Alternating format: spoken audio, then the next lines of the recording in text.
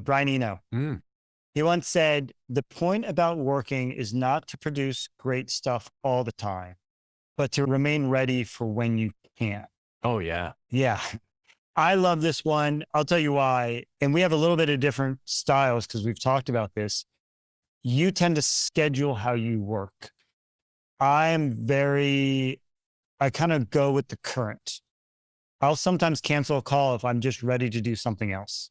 Clearly, I can't just cancel on a board member or a significant client. If I make commitments, I stick to those.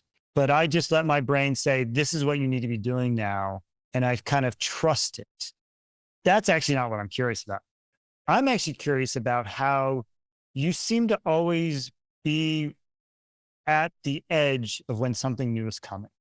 And whether that was early internet, when it was just a fad, about experiential retail, about artists and e-commerce online, clearly luck plays a role in everyone's life. Let's just be clear about that. And sometimes that luck is about always doing what you do, reading, involving yourselves in, more materials and taking in information. But you must have some approach to how you make sure luck. And I'm curious if you have a way or you've thought about how you define that for yourself. Wow. Well, part of it is that, as trite as it sounds, that's a manifestation or an outcome from being not only curious, but acting on my curiosity. So I learn constantly.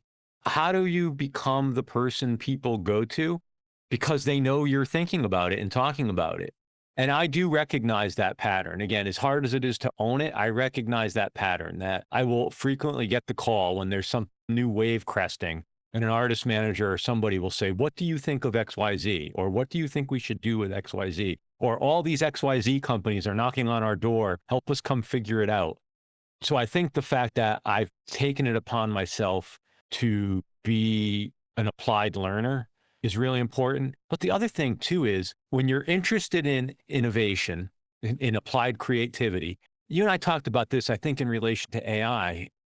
There's a lot of self-proclaimed experts, meaning there's really no experts yet in a lot of these fields. So then what do you need if there's no expert yet? Maybe somebody with taste, discernment, a bullshit detector, domain expertise in like adjacent or similar fields.